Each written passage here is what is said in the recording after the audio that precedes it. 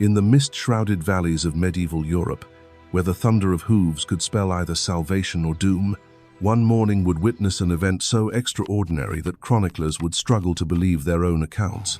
Picture this: 500 mounted knights, their armor glinting in the pale dawn light, preparing to face an army 100 times their size. Not in a desperate last stand, not in a hopeless charge against impossible odds, but in a calculated strike that would turn the very foundations of medieval warfare on their head. This is not a tale of fantasy or legend. This is the story of how tactical brilliance, perfect timing, and the devastating power of surprise could transform a handful of warriors into an unstoppable force. A story that would echo through the halls of castles and the pages of military treatises for centuries to come. The year was 1347, and the political landscape of Europe writhed like a living thing, constantly shifting alliances and bitter rivalries carving new boundaries with each passing season. In the heart of what would become modern-day France, two great powers stood locked in a deadly dance of conquest and revenge. The larger force, a massive army of 50,000 men, represented the combined might of three allied duchies. Their banners stretched across the countryside like a multicolored sea, their supply trains snaking behind them for miles. At the head of this vast host rode Duke Aldric the Bold, a man whose reputation for crushing his enemies was matched only by his appetite for conquest. His army was a fearsome sight to behold. Ranks upon ranks of heavily armored infantry marched in perfect formation, their spears creating a forest of steel points that caught the morning sunday. Crossbowmen walked alongside, their weapons slung across their backs, quivers bristling with bolts capable of punching through mail at 300 paces. Siege engines rumbled on great wooden wheels, their massive frames promising destruction to any castle foolish enough to resist. But it was the cavalry that truly marked this as an army of conquest. Nearly 8,000 mounted warriors rode in disciplined columns, their war horses bred for battle, their lances held high with colorful pennants streaming in the wind. These were not mere soldiers, but the flower of noble houses, each knight worth a dozen common foot soldiers in both training and equipment. Duke Aldric had every reason to be confident. His intelligence network had confirmed that his enemy, Duke Roderick of Montclair, commanded barely 10,000 men total. The mathematics of medieval warfare were brutal but simple. Superior numbers, better equipment, and experienced leadership almost always guaranteed victory. Aldric's army outnumbered his foe 5-1. In his mind, this campaign would be over before the first snows of winter. What Duke Aldric did not know was that Duke Roderick had no intention of meeting him in open battle. While Aldric's massive army lumbered through the countryside, consuming supplies like a plague of locusts, a very different kind of preparation was taking place in the shadowed valleys ahead. Duke Roderick was cut from different cloth than his opponent. Where Aldric relied on overwhelming force, Roderick was a student of subtlety. He understood that in warfare, as in hunting, the patient predator often brings down prey many times its size. His war council had studied every map, every path, every stream and ridge for 50 miles in every direction. They knew this land as intimately as a lover knows their beloved's face. The plan that emerged from those long nights of planning was audacious beyond measure. Roderick would not hide behind castle walls or retreat to more favorable ground. Instead, he would do something that violated every principle of medieval military doctrine. He would attack. But this would not be a conventional assault. Roderick had handpicked 500 of his finest knights, men whose skill in the saddle was matched only by their absolute loyalty to their duke. These were not young hotbloods seeking glory, but seasoned veterans who understood that this mission would likely be their last. Each had been chosen not just for his prowess with sword and lance, but for his ability to follow orders without question, to maintain perfect silence when silence meant life or death. The weapons these knights carried had been selected with meticulous care. Their lances were not the tournament weapons of courtly competition, but war lances, shorter and heavier, designed to punch through armor and shatter bone. Their swords were battle-tested blades, many of them family heirlooms that had tasted blood in a dozen campaigns. But perhaps most importantly, each knight carried a crossbow, a weapon that many nobles still considered beneath their station, but whose effectiveness against armor could not be denied. The horses, too, were special. These were not the massive destriers of ceremonial processions, but smaller, more agile coursers bred for speed and endurance. They had been trained to respond to the slightest pressure from knee or heel, to wheel and charge on command, to remain steady in the chaos of battle. Each animal represented years of careful breeding and training, a fortune in horseflesh that Roderick was prepared to gamble on a single throw of the dice. For 3 days, as Duke Aldric's army advanced through the rolling countryside, these 500 knights moved like ghosts through the landscape. They traveled only at night, their horses' hooves wrapped in cloth to muffle sound. During the day, they sheltered in hidden valleys and abandoned barns, their scouts keeping constant watch on the enemy's progress. The location Roderick had chosen for his ambush was a stroke of tactical genius. The valley of Thornwood lay directly on Aldric's route of march, a natural bottleneck where the main road passed between steep, forested hills. For most of the year, it was simply another stretch of countryside, unremarkable except for the small stream that ran alongside the road. But Roderick and his war council had identified something that would prove crucial. The morning mists that rose from the water would provide perfect cover for an attacking force positioned on the surrounding slopes. On the evening before the ambush, as Duke Aldric's army made camp just 5 miles away, Roderick's knights took their positions. Moving with the silence of practiced hunters, they climbed the wooded hills that overlooked the valley. Each group of 50 knights was assigned a specific section of the slope, their positions carefully calculated to create overlapping fields of fire when the moment came to strike. The night seemed endless. Knights crouched in the cold darkness, checking and rechecking their equipment. Bowstrings were waxed, armor straps tightened, weapons' edges tested with careful thumbs. Some men prayed quietly, their lips moving in the ancient words that had comforted warriors since time immemorial. Others simply waited, their eyes fixed on the road below where destiny would soon unfold. As the first pale light of dawn crept across the sky, the morning mist began to rise from the stream, just as Roderick had predicted. It rolled up the hillsides like a living thing, wrapping the hidden knights in a grey shroud that would make them invisible to the army now stirring in its distant camp. The trap was set.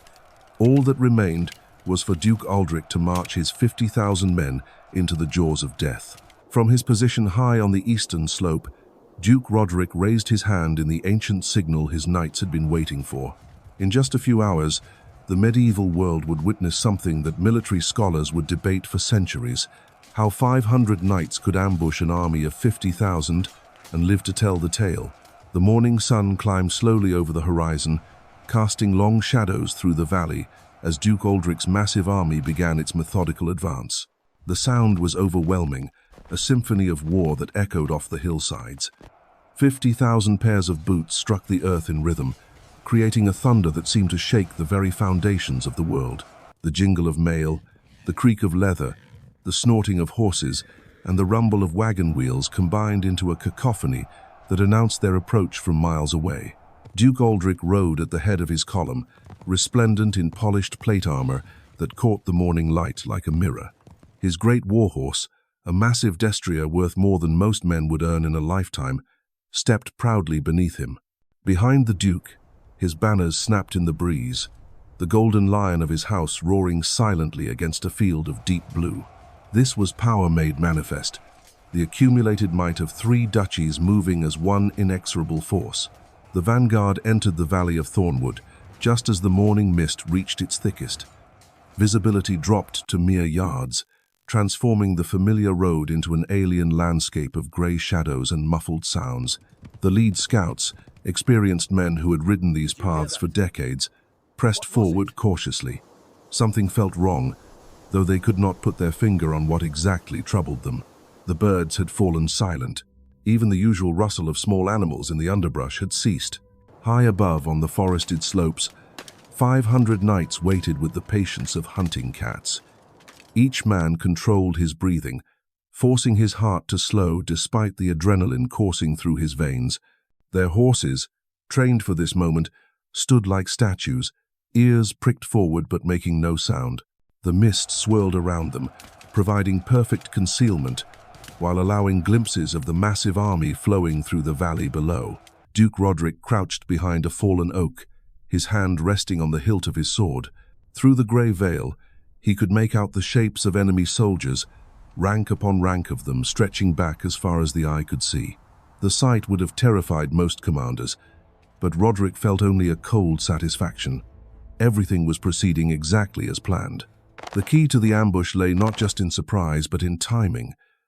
Roderick had studied the movements of large armies, understanding that their very size made them vulnerable in ways that smaller forces were not. A massive host like Aldric's could not simply stop and turn around when threatened. The momentum of 50,000 men and their supply trains created a kind of military inertia that could be exploited by those clever enough to recognize it. As more of the enemy column entered the valley, Roderick's knights began their final preparations. Crossbows were loaded with steel-tipped bolts designed to punch through mail and leather. Lances were lowered to the attack position, their points gleaming despite the mist. Swords loosened in their scabbards, ready to be drawn at a moment's notice. Each knight checked the position of his assigned target among the enemy ranks below. The beauty of the ambush plan lay in its simplicity. The 500 knights were divided into 10 groups of 50, each positioned at carefully calculated intervals along the valley slopes. When Roderick gave the signal, they would not charge as a single mass, but would strike in a coordinated series of attacks designed to create maximum chaos and confusion. The first wave would target the enemy's command structure, focusing on the banners and mounted officers who directed the massive army's movements. Without clear leadership, 50,000 men would become nothing more than a mob, dangerous but unfocused. The second wave would strike at the cavalry, using their crossbows to bring down horses and riders before they could organize a response. The final waves would hit the infantry formations, breaking their lines and scattering them into the mist, where individual combat would favor the superior training and equipment of Roderick's knights. Down in the valley, Duke Aldric raised his gauntleted hand to halt his column. Something about the oppressive silence and thick mist had finally penetrated his confidence. His war-hardened instincts, honed by decades of campaign and battle, were screaming warnings that his rational mind struggled to accept. An army of 50,000 had nothing to fear from any force that Duke Roderick could muster.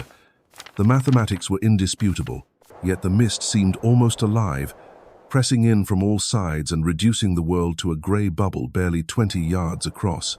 His scouts had not reported back from their advanced positions, and the usual sounds of a countryside awakening to morning were conspicuously absent. Birds should be singing. Small animals should be rustling through the underbrush. Instead, there was only the labored breathing of men and horses and the soft whisper of mist moving through the trees. Aldric turned in his saddle, peering back at the endless column of his army. The sight should have been reassuring, thousands upon thousands of armed men stretching back through the valley like a great serpent of steel and leather. But somehow, in the grey shroud of morning fog, even this vast host seemed diminished, vulnerable in ways that defied logical explanation. His lieutenant, Sir Marcus the Steadfast, guided his horse alongside his commander.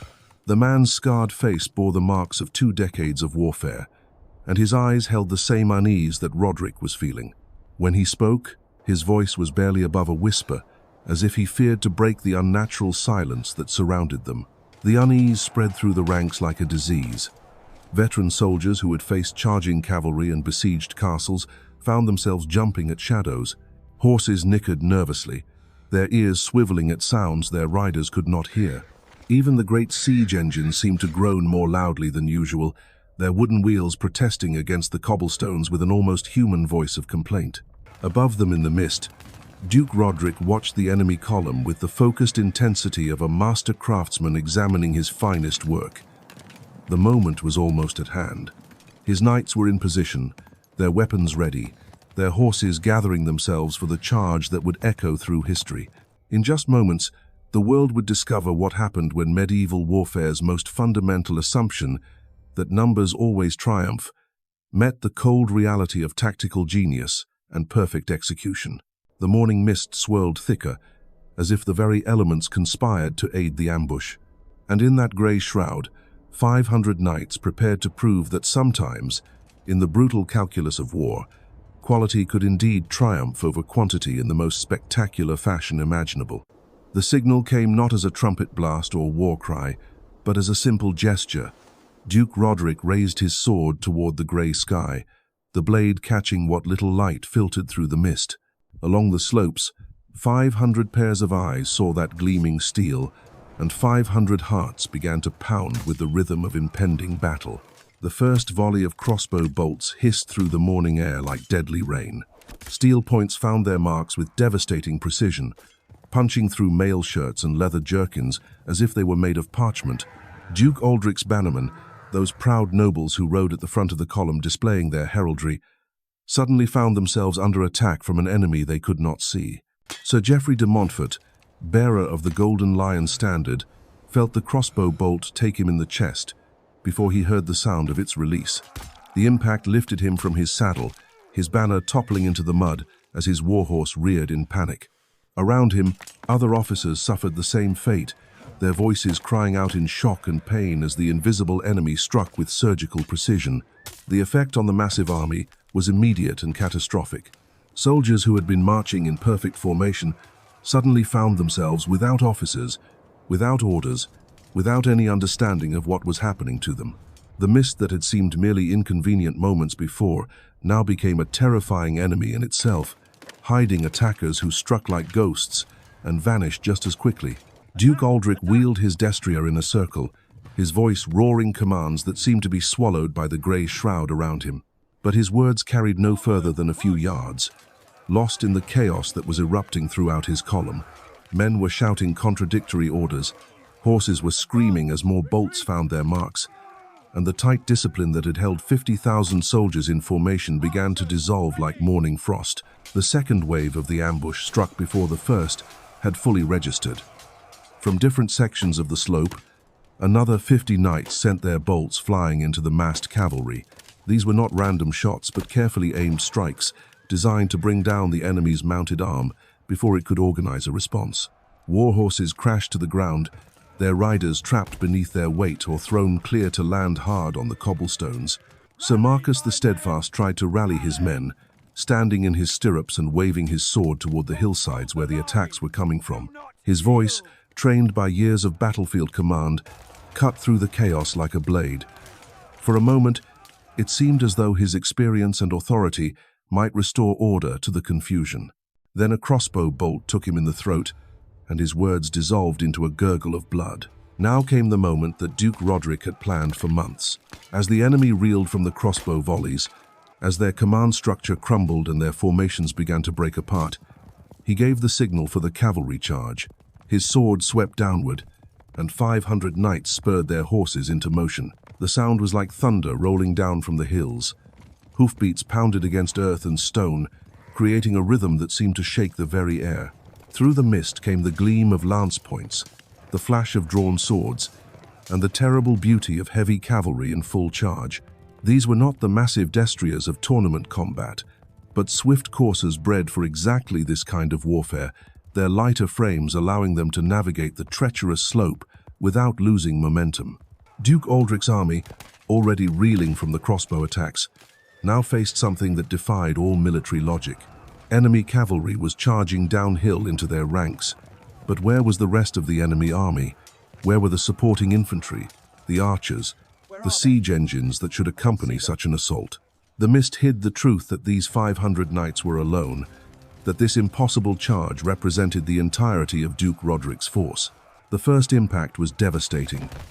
Knights with their lances in the couched position struck the disorganized enemy formations like a battering ram made of steel and horseflesh.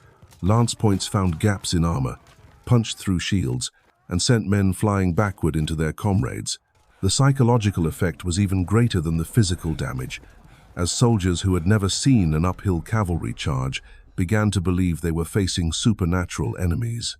But Roderick had not planned for a single devastating charge, followed by a fighting withdrawal. His tactics were far more sophisticated than that. As the first wave of knights crashed into the enemy ranks, they immediately wheeled their horses and rode back up the slope, disappearing into the mist as quickly as they had emerged. To the confused soldiers below, it seemed as though the attackers had simply vanished into thin air. Before the enemy could recover from the first assault, the second wave struck from a completely different direction. 50 more knights charged down from the western slope, their war cries echoing off the valley walls as they crashed into the flank of Aldric's column. Again, the attack was devastatingly effective, scattering formations and adding to the growing panic that was spreading through the massive army like wildfire. Duke Aldric found himself in the nightmare position of every medieval commander, fighting an enemy he could not see, could not count, and could not predict. Each time his men tried to form defensive positions, another group of knights would emerge from the mist at a different point, strike hard, and vanish again before any organized response could be mounted. It was like trying to fight shadows, and the psychological toll on his army was becoming catastrophic. The genius of Roderick's plan was now becoming clear. By striking in waves from different positions, his 500 knights were creating the illusion of a much larger force. To the soldiers trapped in the valley, it seemed as though they were surrounded by thousands of enemies, that every hilltop concealed another formation of cavalry ready to charge. The mist that had initially favored the attackers was now working against the defenders, magnifying every sound, distorting every shadow, and turning imagination into the deadliest weapon on the battlefield. Panic began to spread through the ranks like a plague. Soldiers who had never shown cowardice in a dozen campaigns found themselves looking over their shoulders, jumping at every sound, seeing enemies in every shadow. The tight formations that were the backbone of medieval infantry began to loosen as men instinctively sought cover or pressed closer to their comrades for comfort. The supply trains, stretched out along miles of road behind the main army, became scenes of utter chaos. Teamsters abandoned their wagons and fled into the countryside. Horses broke free from their traces and galloped away in terror. Precious supplies, weapons, and equipment were scattered across the landscape as the support structure of the massive army collapsed under the psychological pressure of the invisible enemy. Yet Duke Aldric was no coward, and he was far from finished. Drawing on decades of experience, he began to adapt to this unprecedented situation. If he could not see his enemies clearly, if he could not predict where they would strike next, then he would have to change the nature of the battle itself. His voice rang out across the chaos, calling for his surviving officers to rally their men into defensive squares to prepare for a fighting withdrawal that would get his army out of this valley of death. But Roderick had anticipated this response as well. The final phase of his ambush was about to begin, and it would prove that even the most experienced commanders could be outmaneuvered when they faced an enemy who understood that in warfare, perception could be more powerful than reality, and that sometimes the greatest victories came not from superior numbers, but from superior thinking. The moment Duke Aldric began organizing his defensive squares, Duke Roderick unleashed the most devastating phase of his ambush. From every direction simultaneously, all remaining knights charged down the slopes in a coordinated assault that shattered what little order remained in the massive army. The psychological impact was complete and catastrophic. Soldiers who had held their ground through the earlier attacks now broke and ran. The sight of enemy cavalry emerging from the mist on all sides created a terror so profound that discipline simply evaporated. Men threw down their weapons and fled toward the rear of the column, trampling their own comrades in their desperation to escape what seemed like an army of phantoms. The narrow confines of the valley worked against Aldric's forces in ways he had never anticipated. With 50,000 men packed into a space barely wide enough for the road and its immediate surroundings, there was nowhere to maneuver, nowhere to form proper battle lines. Knights found themselves trapped between their own infantry and supply wagons, unable to charge or even turn their horses effectively. In those few terrible hours at the Valley of Thornwood, Duke Roderick had shattered more than just an army. He had proven that the greatest weapon in medieval warfare was not the strength of steel or the weight of numbers, but the power of the human mind to see beyond conventional wisdom. His 500 knights had achieved something that would be studied by military strategists for centuries.